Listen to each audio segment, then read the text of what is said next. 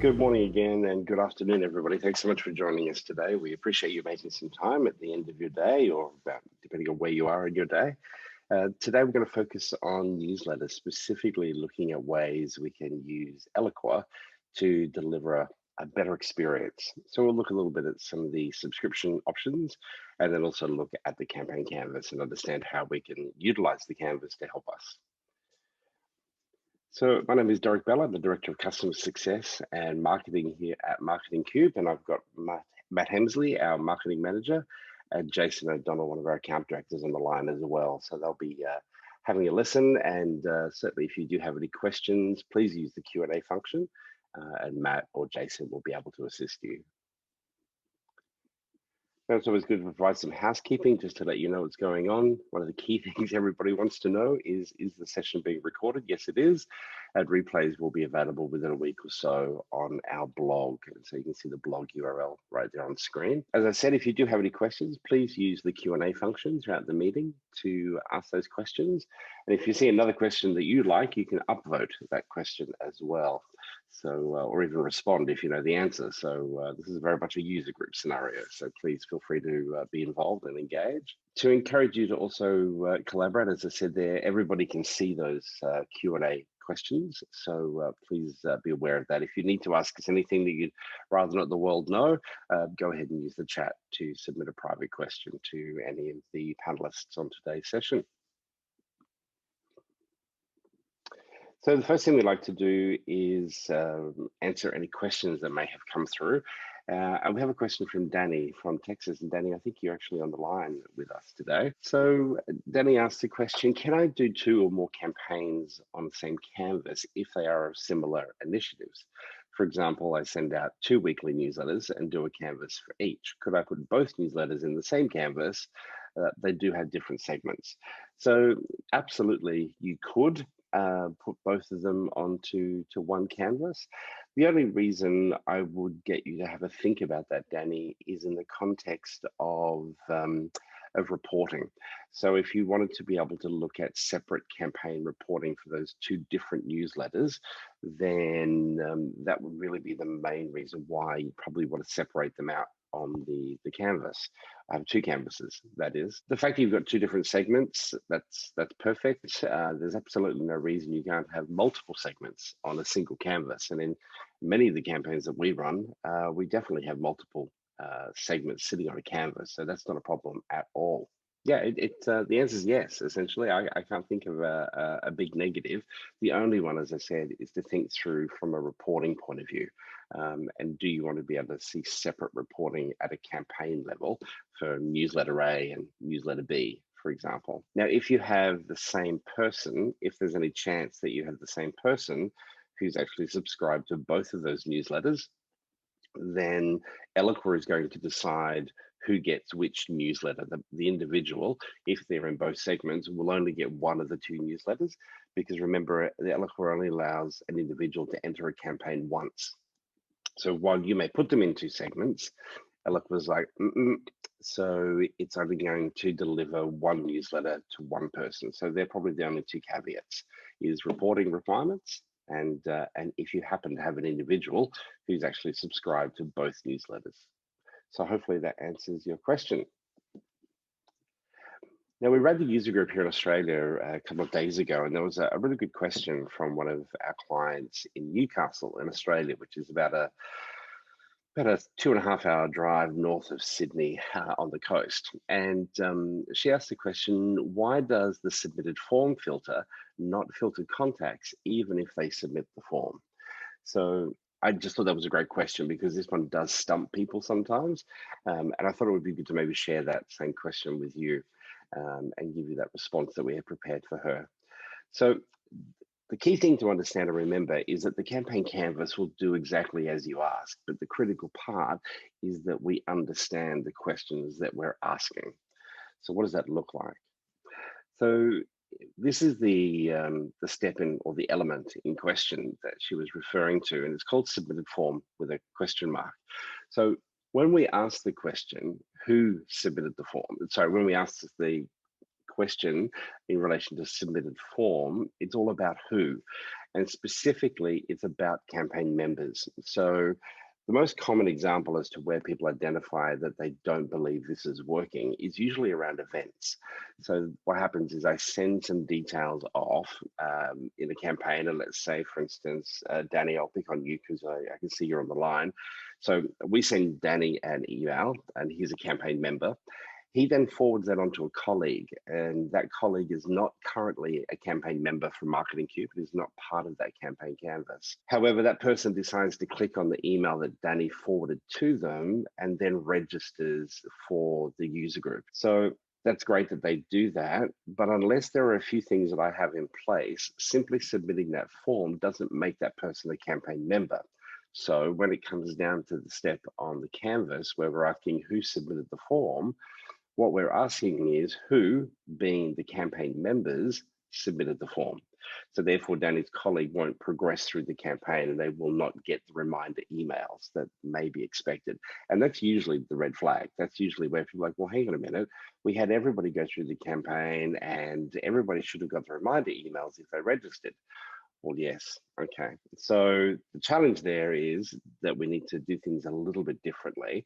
And our suggestion is to use things like shared lists. So shared lists in conjunction with form submissions. So on the form, there are a few different things that you can do. One is to have a form processing step, which is fairly critical, called add to campaign. So that means that even for your people who are already in the campaign, that's fine. They're already in the campaign, so Eloqua will just add them back into the campaign. There's no trouble there. However, what it does do is pick up Danny's colleague. So if Danny's colleague, for instance, submits that form, that means they're now also added to the campaign, and you nominate where on the canvas to put that person, and that person will then flow through and receive the relevant communications. In this example, the reminder emails, etc. So shared lists are usually a more helpful way to do things in this context, and using those versus the submitted form. Now, the submitted form is helpful for different types of campaigns. It's very helpful if you're trying to absolutely control who receives information as they move through the campaign. Because if somebody does submit the form, that is a campaign member, and you want to control very closely only campaign members progressing through a campaign, then that's certainly one way that you can help control that process. So hopefully that's helpful. We just thought that would be worth sharing as well. So our agenda for today. First one, introduction, and we'll cover off a few things like we did last month, talking about attribution. We'll then look at understanding the subscriber base, using the canvas to deliver a richer CX, look at any updates coming from Eloqua or Oracle, and then also Q&A. As you know, Q&A sort of happens throughout the session, so please feel free to submit questions as we go through. So let's kick off. So what we want to focus on here is a little around attribution to help you understand how we manage to get people to register for today's user group. And also want to just touch on probably a 101 of subscriptions within Eloqua to understand exactly how that works. And if you joined us last month, you'll remember we're trying to provide some images across Australia to encourage tourism. Not that any of us can really travel internationally at the moment, at least not in this country. But this is in Hobart, which is that little island called Tasmania, right at the very bottom of Australia. Lovely city, beautiful food, great place to go. So attribution, we like to open the kimono, so to speak, and show you how people arrived at today's webinar. And you can see that the LinkedIn ads that we've been running were the biggest feeder for today's user group. And then the first and second email invitation. So this is going out to those who have attended previously and joined us.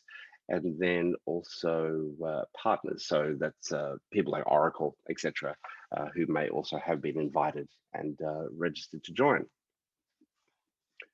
So that's just a little bit about attribution. The other one that's interesting is looking at which primary webinar platform people are using.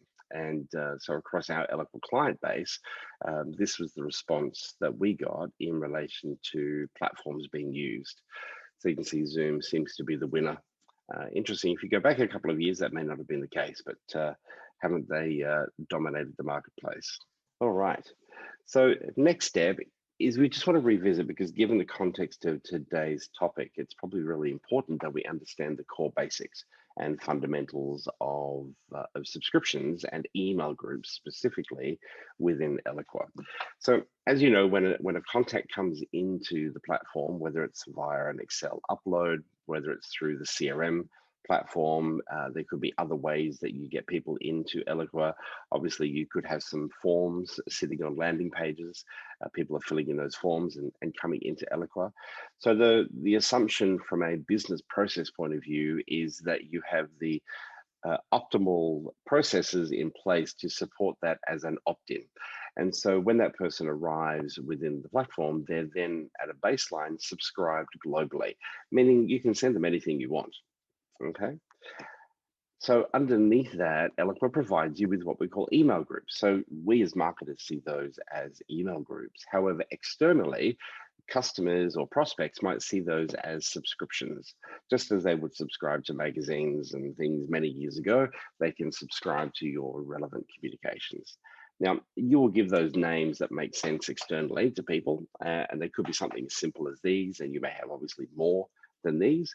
But these are just some examples. Notice you might have a couple of different types of newsletters that you offer subscriptions to versus just a generic newsletter subscription. Now, when those people first arrive in the platform, as far as the email group subscription level goes, they're identified as no status, meaning that they have neither subscribed or have unsubscribed from any of those subscriptions that you're offering.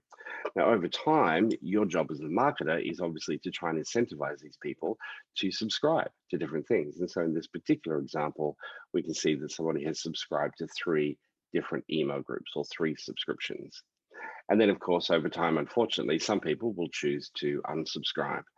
So you'll notice as we go through this process, a person is either no status, subscribed, or unsubscribed. Now, we can't go back to no status. We can only go from status to subscribed or unsubscribed. And then from unsubscribed, they can go back to subscribed, depending on the experience that you offer them or the process, the way you allow them to go through to make that happen. Now, of course, if someone decides to globally opt out or unsubscribe globally, then what happens underneath with all those email groups is completely irrelevant. So it doesn't matter if the person is at the email group level, subscribe to everything. If they opt out at a global level, it overrides all of the email group subscriptions, period. Now, sometimes the misconception that Eloqua users have is that once we start talking about subscribing at the email group level, that, well, I can only email people event information if they're subscribed to events. No. That's not how it works.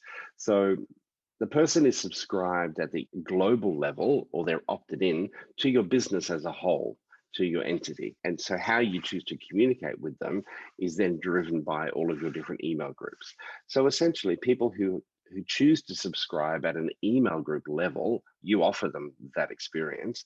It's just simply a way for them to share with you exactly what they're interested in. So that group becomes your baseline, essentially. So when it's time to run an event, the best thing to do would be go to your segment. First of all, create a segment that brings back everybody that's subscribed to your events, and then continue the segmentation from there. So at least you have the baseline. You've got that core group of people who have expressly said to you, yes, if you hold an event, I'm really interested in understanding that event. So you'll add more people, you'll segment, you may even upload external lists, etc. There are all sorts of other people that you'll also include.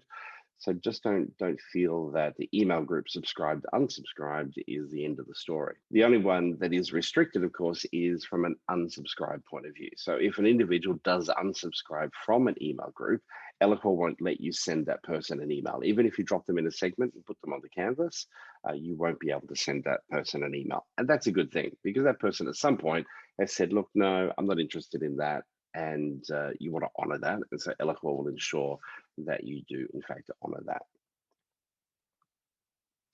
So if we look at the mechanics of Eloqua subscription management, I'd suggest to you that there are probably 3 components to think through. The first being everything that needs to happen within Eloqua around the subscription management, email groups, opt-in, opt-out, making sure headers and footers, or footers more specifically, have the correct links in them so people can manage their preferences and making that process nice and easy. The next part for your newsletters especially is around the creative, not just the creative of the newsletter, but also the infrastructure that sits around it. So are we providing ways to make it easy for people to subscribe? You may have the ability within the CRM platform for staff to nominate a person or subscribe a person to different newsletters. That's great. But why not also give that opportunity to people to do themselves? They know what they're interested in, they know what they want. Is it easy to come to your website and to be able to find that information and subscribe to those things that are of interest to me? And then, of course, the final step is to actually deliver the content and then, of course, measure the response so that we can improve campaign beyond campaign to make sure our messages are on brand and delivering the right information to people and getting the right response. Okay, so now that we understand the mechanics a little bit and just sort of revisit those core things, let's jump in and look at tips and ideas on how to actually build that subscriber base in the context of your email groups. And again, this photo is from Jindabyne. So Jindabyne is in the Alps within Australia. Now our Alps are really rolling hills compared to your Rocky Mountains or Adirondacks. So, but we do get snow, and we're heading into, well, it's autumn here now, and we'll be heading into winter. So fingers crossed, we'll get some snow this winter. So this was just a suggestion, actually, for a way to think about subscriptions. If you think about, if you all go back, and I don't know how old everybody is, but perhaps at some point you had GQ magazine or Vogue magazine or something like that delivered to your home. And that would have meant that you filled in a form at some point and you probably provided credit card details. And that probably was done on a piece of paper that you popped in the post and sent back to the relevant publisher. But it was around that quality content coming through to your organization. Okay, just a question here from James. Any thoughts on using subscriptions and preferences together, or should they be considered synonyms? Yeah, great question, James. I'm actually going to show you something shortly, which will hopefully answer that question, and we'll take that into a little bit more detail. Let me just leave that there. And once we get into Eloqua, yes, I'll absolutely show you. My initial suggestion to you is going to be not to consider them synonyms and actually separately, but that will depend on you and your strategy and how you want to communicate with people. But I'll show you what we've done and what we do with a number of clients in relation to helping them build out a preference center or subscription center. Think of subscriptions as you would that Vogue or GQ magazine being delivered to your home. It's consistent, it's expected, it's a quality publication. You've actually paid for it, so you're enjoying it. And now, obviously, hopefully you're not charging customers for your thought leadership and other types of content, but we need to think about it from that point of view. The regularity is important. People are fairly predictable in the way that they behave, and they like consistency, generally speaking. And so that consistency is a good thing. Developing a sort of a rhythm and a cadence with your communications, especially around newsletters, is a good thing. So the first thing to think about is what's on offer. What is it that you're able to offer people that potentially could be considered a fair and equitable trade? So in order for people to give you information, previously you provided credit card details and home address information, obviously very personal information. At least from an email subscription point of view, it's not quite as personal. So it'd be first name, last name, company name, email address, maybe some geographical questions to get an idea as to where the person is. We don't need to know their address, but potentially their city, state, or country. But we need to look at that sort of fair and equitable trade. What I would encourage you to think about is avoiding a registration form that could contain up to 15 questions. That would be a little bit too much. But in relation to what you're offering for that fair and equitable trade of information, thought leadership is obviously a big one that people like. People like to hear your opinion, and it could be specific insight that only you can offer people. So it's very unique to maybe your industry. And if it's unique to your industry, then let's talk about it. Let's share that information. Some organizations may have individuals within their business or organization who are considered thought leaders, and their opinion is valued and sought after. Now, the universities tend to do this quite well. Media organizations will call on university professor of such and etc. to give an opinion on certain things. And that comes with a certain level of credence. So if there are people within your organization who are perceived publicly to be those sort of people, let's make sure we use that information. Use that branding, I suppose. So once we work out what's on offer, we then need to attract our audience with what it is that we have on offer. So we have to market our content as you would your business. So incentivize people to subscribe and convey the value of the content. Don't put up barriers, make it easy for people to subscribe. Maybe even a single click, depending on how much information you know or you feel you need to know about the person in order to tailor their experience and their journey with your newsletter. Because while you may send one newsletter, you may also be incorporating things like dynamic content, where you can control the delivery of certain pieces of content based on the profile information that you know about that particular person. Now, a preference center, and James, this comes to your point, a preference center should probably be at the heart of that subscription process. We actually call ours, James, a subscription and preference center, I believe, if I remember correctly. And look, how you choose to pitch that and frame it to people will probably determine very much how they engage with it as well. The other way that you can use to attract people is think of your autoresponder emails. So confirmation emails that go out for a whole variety of different things. If people are accessing particular pieces of thought leadership, think about using those confirmation emails to invite people to subscribe to specific newsletter pieces. Using the Eloqua content blocks is a great way to do that. So you could build out within your content block area just some pieces that would invite people with an attractive image and the right call to action, etc. So therefore, your Eloqua users can simply take those blocks and drop them into their emails, constantly making sure that we're advertising and encouraging and enticing people to subscribe to what it is you have on offer. So standalone subscription and landing pages are also a really good idea. So while we may build out a preference center that contains profile information about the person, subscriptions that are available, and then potentially listing out preferences, that's great. But sometimes reaching that page can be a little bit overwhelming for people unless that's specifically what they're trying to do. If you've got, for instance, a page on your website that talks to a particular subject and you have a matching subscription that suits that, why not use a call to action from that page on the website to take people to a standalone page that talks just about that one subscription, at least some sort of a hook to get the person in and attract them.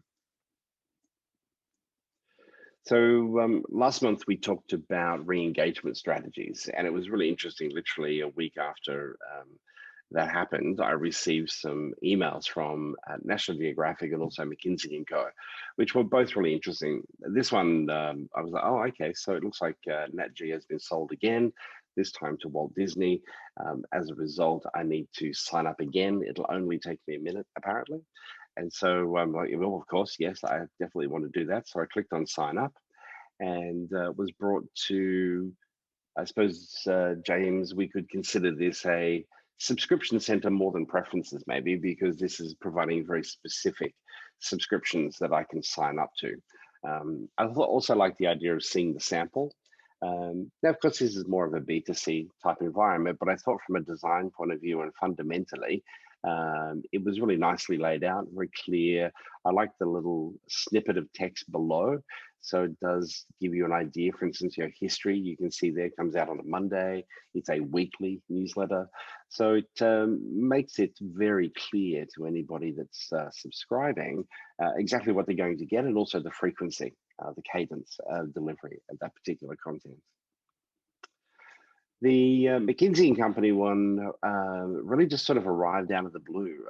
I opened most of their emails. I do engage with quite a bit of their content. So this subject was, are we sending you the right email? I was like, well, yeah, you are, because I love all of them. But it was be informed and not overwhelmed, with an invitation to just understand what else was on offer. And as that email sort of, it was a reasonably long email, but it covered off the different range of subscriptions. And so what I was able to do here was click on any of these individual images. And once I had done that, I would then arrive at essentially a confirmation page. So bang, straight into it. So the only downside or the only negative I see with those two examples, and there aren't many, I promise, because I thought they were great, is the lack of personalization. So both of these organizations know who I am. I've absolutely provided both of these organizations with my name and where I work and my job title, geography, etc. They know I live in Australia. But there's absolutely no personalization in those two campaigns. So to me, that was a little bit disappointing. All right, so this concept of standalone subscription pages, part of the reason I suggest this idea, we do it, and I'll show you one here in a moment as to how we do it. But the idea is if you've got somebody who's engaging with content on your website, then they're potentially having a very targeted experience, and you want to make sure you cement that process and, where possible, link them through to something that is going to make sense to them in the context of what it is they're actually looking at on that particular page.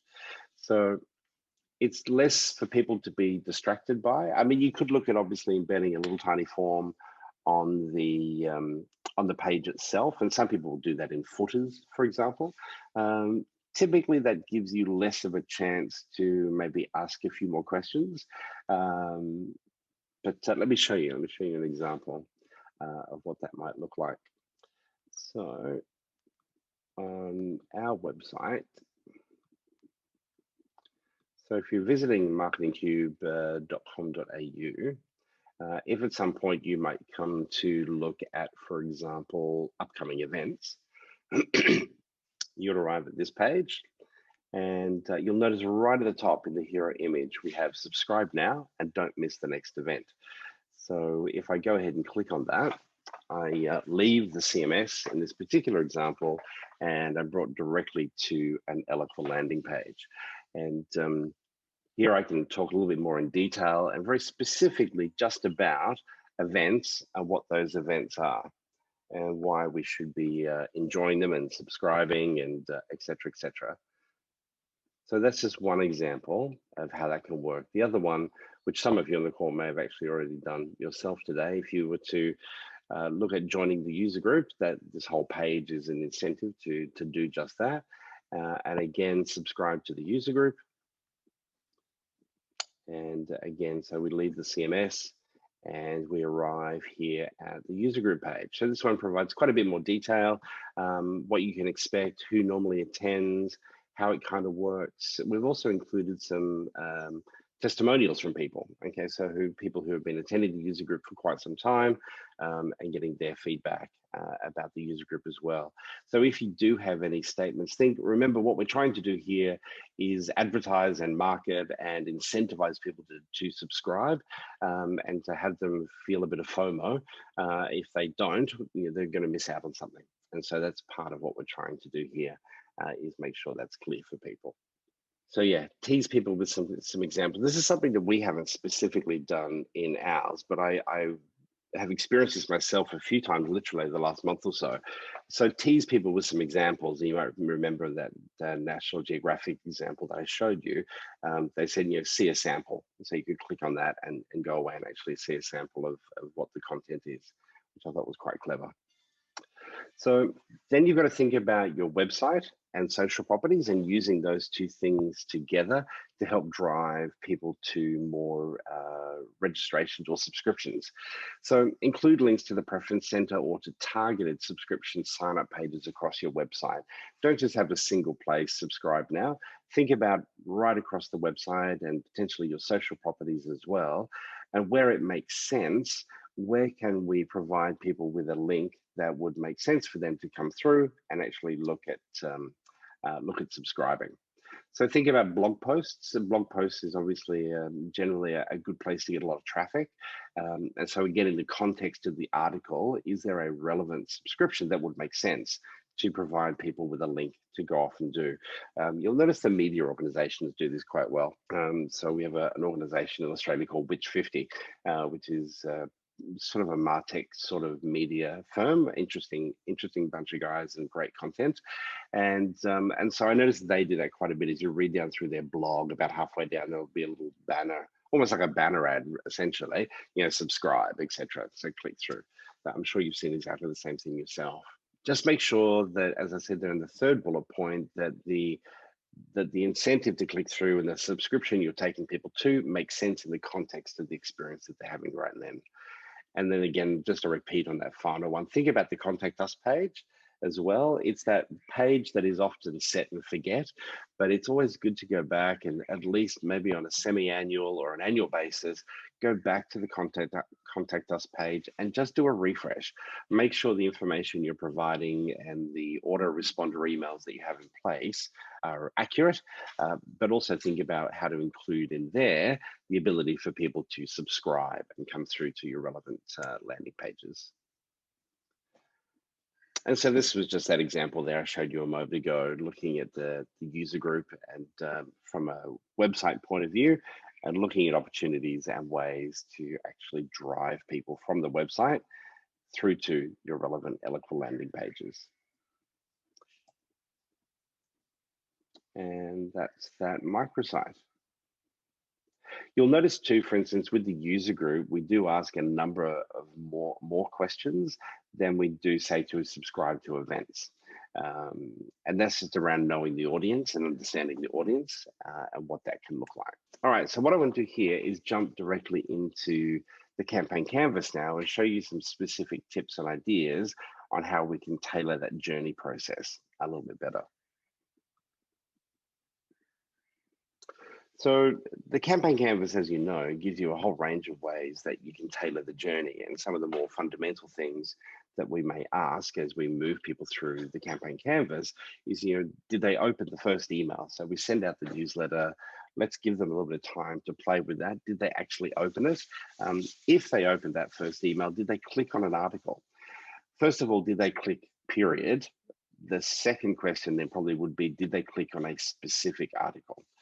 So we can look at drilling into that specific article side of things, and shared filters is a way that you can do that. And I'll show you a canvas here in a moment that gives you that example. We can also look at adjusting the way campaign members move through the campaign. So depending on how complex you want to make this, and whether it's a weekly newsletter or a monthly, or might even be 6 monthly newsletter, there are different ways that we can drive people through the campaign and alter the way they go based on their engagement or lack of engagement. So this is, funnily enough, this was our blog subscription newsletter that goes out usually every 2 to 3 months, essentially. And what it is, it's a summary of those blogs that have been posted on the Marketing Cube website, and will often include a blog post maybe from Oracle or other thought leaders as well. So this is strictly a subscription only one. So this is in one example where the only people that receive this one are the people who actually subscribe to it. And so you can see that we've got that broken down at the top by customers and by prospects. Now, we wait for 3 hours at the beginning because you'll notice both of these segments are actually dynamic. So because our campaign runs for 2.5 months, generally speaking, at any given day, we can pick up new subscribers that will come in. And so what I don't want to do is have those people then have to wait a month or 2 months before they actually receive their first edition, because chances are they'll forget they even subscribed at that point. So at least this way, if they subscribe at 9 o'clock in the morning on a Monday, usually by 1 or 2 p.m. in the afternoon of that same day, they'll actually receive the most current edition of the blog into their inbox. I thought 3 hours was best. I didn't want to have them subscribe, get a confirmation email, and then literally 15 minutes later, bang, have the blog appear in their inbox. That's a bit too stalky, I suppose. We then take them through the contact washing machine just to make sure their first name is accurate. We then shoot out that email to blog subscribers. And then we sit here, and from memory, we sit here for a week, I think it is, or maybe slightly more, looking to see who'd actually opened the email. And if they didn't open it at that point, we send a repeat. And that particular step right there, that sending of the second email, now it's exactly the same content, but it is a save as of the first one. All we do is change the subject line and the preview text, because the first one didn't get the cut through, so the next one will. We find on average across our campaigns that we get a 32% lift in open rates if people go through that process of asking that second question, or sorry, sending that second email. And of course, if they've opened the email, that's fine, off they go. Now we can interrogate this further. This is just a fairly basic example of a campaign. This is a fairly known audience to us. But what I wanted to try and get across here is this idea of, at the moment, you might send out your email. Let's say you run monthly. I think it was Danny earlier indicated that he runs weekly newsletters. So that's fine, Danny. Put this on a 7-day scale. So let's say you send out your email on the 12th of every month. So the challenge there is, if you have somebody who subscribes on the 13th of the month, they're then going to have to wait until the following month, so another month later, before they receive the first edition. We can do better than that, essentially, is the response. So if we forget that concept and look at the fact that we have a monthly newsletter that goes out, and it doesn't matter which date it happens, we can do 30 days in any direction. Now, if most of us are in the business to business communication space, that's why I've sort of highlighted here, you probably want to control that the email is sent Monday to Friday, usually probably within business hours.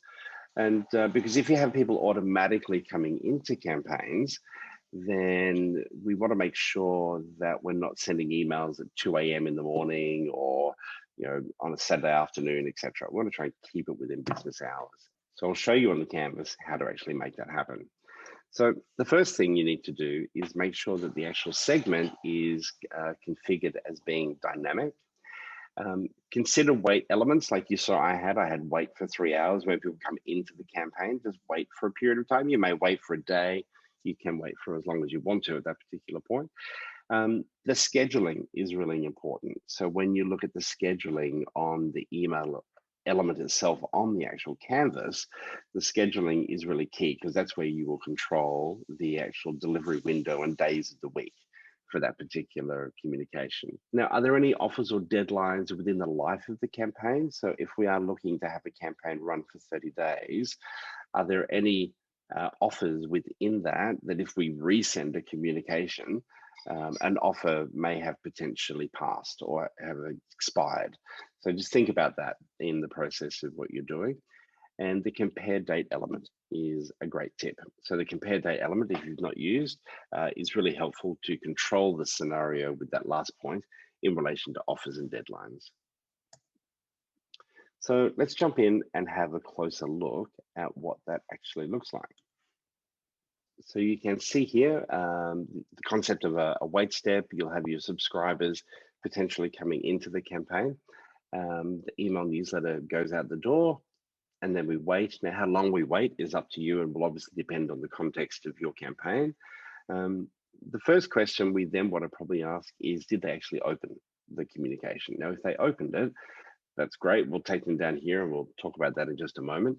However, if they didn't open it, that's fine. Let's send them a repeat of the first one. But again, remember, fundamentally, the only thing you're doing here is changing the subject line and the preview text on the email, because the first one clearly didn't work.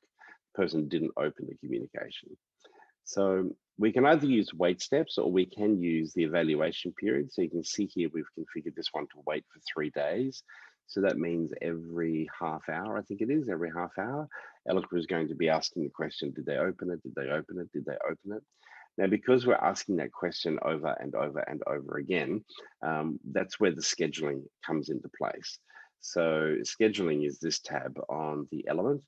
And here, once you've got an email attached, you can then select relevant days and time, or a time window, and then also days of the week that you would prefer for that for communication to be sent through to people. Now, what I've done here is try to indicate, because this is a fairly common question that I find Eloqua users have with not just newsletters, but any sort of email content, is there's this question that you can use to have they clicked on the email. But again, we need to understand what it is we're actually asking. What we're asking here, has the individual clicked on anything in the email at all? That's, everything, anything from the view online version through to opt out through to anything. That's what we're asking. So if we want to be more specific, then that's where we can start to use a shared filter to ask that question. So a shared filter is going to enable you to put in a very specific URL. So if we think of a newsletter with maybe 3 or 4 articles, there are 3 or 4 URLs essentially. So we can use a shared filter to be very specific. And then there are all sorts of things that you can do. I mean, really, you understand how the canvas works. You can take these people off in all sorts of different directions. In this example, I thought maybe dropping them into a shared list could be helpful. That shared list could then be looked at the end of the newsletter lifecycle, whether the information goes off to the CRM. Depending on the integration that you have with your CRM, you could look at pushing that information through to the CRM as a lead, or maybe to the service team, for instance. Depends. Depends on what the nature and topic is, but there are a range of things that you can do to automate to have that observed behavior be acknowledged and reported on. So article X, article Y, for instance, they come down, it becomes a flow as they move through. And then at the very end, just purely to gauge engagement more than anything else, did they click on anything? And you'll notice that I've labeled the exit points here, these wait steps, so that then when I look at the campaign reporting, something like through here, if I look at the campaign exit reports, then I'll actually be able to look and I'll see the individual. I can see exactly how they left. That can be quite helpful, depending on if you've got tens of thousands of people. That's probably a bit rudimentary. However, if it's a smaller group, then it makes it quite helpful to actually look at what those individuals have been doing. All of that information is captured and stored anyway, so you can report on it later, but helpful to see while the campaign's actually live and in motion. And so right back to the beginning, one thing I did miss there was just this concept of adding members regularly. So in concert with your start and end date of the campaign, so if at the moment you're just simply sending it out immediately, and then your end date is the same day, I'd suggest to you that there's opportunity to extend the life of your campaign. So all the time and effort that goes into newsletters, for it to simply be sent once, is almost a bit criminal. Let's widen that campaign start and end date. Make sure that our segment is enabled to enable us to drop people in, so new subscribers or whoever we need. And let's give that campaign a little bit more life and a little bit more of an opportunity to get people excited about the content. Any questions about that or the campaign canvas? Yeah. Randy, I just had a confirmation email come in. Andy, thank you for subscribing to our blog. We appreciate that. All right. Okay, so summary of information. So first one, make it easy for people to subscribe to your newsletters where possible. Try and avoid putting up barriers. Things like a preference center can make a big difference. Consider having an email group for each newsletter. This can be something to think about versus just having a single email group for newsletters. Because if somebody then unsubscribes from one of the newsletters you send them, it means they're unsubscribed from all of those newsletters, if that's the email group you always use to send out newsletters. So depending on the volume of your target audience for those respective newsletters, sometimes thinking about an email group for each one is a worthwhile discussion and something to consider. Extend the life of your newsletters beyond the single send. Try and expand that thinking. Think about dynamic campaigns for recent subscribers and what that experience will look like. And then the evaluation process, who clicks on what, and adjusting that journey if it makes sense. Sometimes a newsletter is not the best one because really the newsletter is a regular piece that you send. It's not like an onboarding journey or a lead nurture journey, so to speak, but you can definitely observe who's clicking on what and push them through to the CRM as leads, etc., if appropriate. Things for you to think about.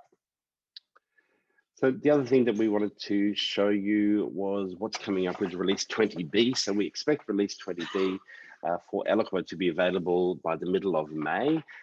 There are no publicly available details at this stage. And so I thought it would be worthwhile just to do a little bit of a recap on some of the key things from last year, so that make sure, are we using these functions? Sometimes these great features can be released and we just sort of merrily cruise on our way and we don't take advantage of them. So things like the exporting of HTML from email and landing page design editors becomes helpful, and can also help speed the build of dynamic and shared content as well. So that's something to think about. DataFox, which is the account-based marketing data information or account information used for account-based marketing, is available within Eloqua. It is a paid-for add-on in that particular example. The email and landing page design editors can now hide cells in mobile or in desktop view. If you don't have this function active, can I suggest that you get onto your admins, or if you are the admin, can I encourage you to get that action? Just submit a service request to Oracle. Let me just show you quickly what that actually looks like. Yeah, as I said, if you simply log a service request, go to My Oracle Support, log a service request, and simply ask for the controlled availability function called hide on mobile, hide on desktop. And this is what it looks like right here. You can see hide on mobile. So what that enables you to do, depending on how your communications run, let me think of a quick example to show you. Okay, let's take this image of Don't Panic. For some reason, I may not want that image to appear when the person views it in mobile. So now when I look at mobile view, you'll see it's gone. Logic suggests I'd probably get rid of the button as well, but just to show you quickly how that works. And once you're in mobile view, it may be that you want to hide things on desktop. So when you click on certain aspects in this area, it says hide in desktop. This is a great feature and something I'd encourage you to have a look at and get it installed. They seem to be adding it fairly quickly. I've done it for a number of clients. We did it just recently, actually, and it was actually done within about 3 or 4 hours. It was like the same day. So that was pretty impressive. So I encourage you to have a think about that feature. Now to save time here, I'll stay out of presentation mode, if that's okay. And the ability to archive forms also becomes really helpful, I think, in tidying up things, especially if you've been with Oracle and Eloqua for quite a while. It's good to get those old forms out of the way and remove them so they don't confuse users. The embedding of Vimeo and YouTube into responsive landing pages, finally, we've been waiting for that one. So that was what, May last year, that one came in. You can also then utilize that same function with release 20C to take the preview image from YouTube and have that appear in your email. So you're not having to manually create JPEGs and upload things, etc. You can actually just drop it straight into the email, and the preview image from YouTube or Vimeo will come through. So that's kind of cool. 20C, that one's more about, this is kind of one of the boring things in the background, but it's a really important thing. It's around security. It's great that Oracle is obviously on top of those things. We need them to be. That's their job. That's why we pay them a subscription. But good to know. The advanced intelligence features arrived at the end of last year. So this is send time optimization and a range of other things, subject line optimization, a few other bits and pieces. That's again a paid for extra. At the end of last year, you could also archive emails as well. So along with forms and emails are now being able to be archived. And then you were also, beginning of this year, we're able to actually take a folder. So instead of individual forms and emails being archived, we could take the entire form and move it off, also folder, and move those off into archive as well. And James, there was one thing I wanted to show you, and this was our preference center. And you may well have seen this already, but so what we do is, I'll just zoom in a little bit there for you. So we keeping in mind the people we're talking to are people just like you, okay? So marketers largely using the Eloqua platform, or marketers more broadly. So we asked them a little bit of information about them and kind of where they are, so who they are, their geography, kind of which industry they're in.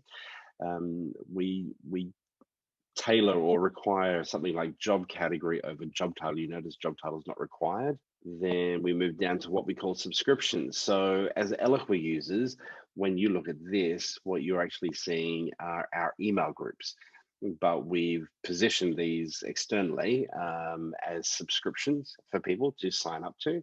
And so the idea here is they can then subscribe on something, but you'll notice they go from no status to either subscribed, and then the next option is unsubscribed is the next option for them. And then down here, and this is, I suppose, where we can sort of have probably more of an intellectual debate than anything else in relation to, well, is it a preference? Is it a subscription? Well, what we decided to do was take the angle of, which of the following interest you? So we thought presenting people with the option of subjects that would relate to marketing automation would make the most sense. And so here an individual can tell us what they're kind of interested in. So while we use email groups in the back end to present and maintain this information for us, here what we do is this information translates to the Eloqua contact and is literally a checkbox. So I, for instance, can go into segments and say, Eloqua, give me all contacts who have told us that they're interested in marketing automation, or they're interested in campaign design, or they're interested in all about leads. So that just helps us do a little bit of tailoring for various pieces of communication. The other nice thing is because it's on the contact as a checkbox, we can also use that to drive dynamic content. Okay, so versus just the email groups, which we can't. We can with a little bit of magic done, but this is really very simple and a great way to be able to do that. All right. Well, folks, I really appreciate you making some time to be with us today. Happy to stay on the line if there are any other questions. Thanks, Randy, for picking up the subscription halfway through our webinar. That was great timing. Very well done. Thank you for submitting questions. And we look forward to seeing you next month. I did notice there was a chat here just quickly. So from Danny, in the decision step after email 1 goes out, when will the email go out? I had been instructed to add a wait step after the decision step, so the second email didn't go out right away after the decision step. Okay, hang on a minute, Danny. Stay right there. Let's just go back and have a quick look at that. So Danny, if you're still, you are still there. Can I just get you to jump onto that chat for me? I just want to ask you, okay, so in the decision step after the first email. So the first email has gone out, we then have a wait step, and then we have a decision step. Okay, so that particular email will be sent in this scenario that you can see on the screen right now. It will all depend on, because we've said wait for 4 days versus saying wait for a particular date and time. Now, if your newsletter, Danny, is running on a weekly schedule, you may choose to actually set that to be a specific date and time versus using 4 days or 3 days or something like that. So when would the second email be sent? That second email would be sent exactly 4 days after this email is sent, and it would be 4 days and 2 hours since the person entered the particular campaign. So we don't have a specific date and time there, but if we did, it would be then driven by whatever the date and time is. So if I took something here, if I set that for, say, Saturday, which I would never do, but let's just say I do. So 1 p.m. on Saturday. So that newsletter would be sent to people who didn't open the first one at 1 p.m. on the 27th of March. Does that answer your question? Oh, damn. I just saw your chat. I believe it was the other canvas you showed. Okay, hang on a minute. Blog subscribers, there we go.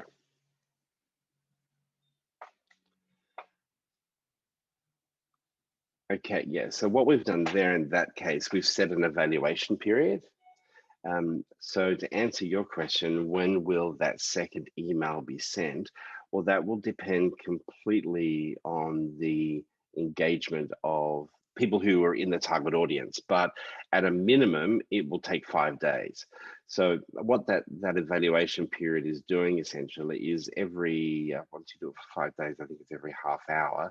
Every half hour, Eloqua is asking the question, did they open it? Did they open it? Did they open it?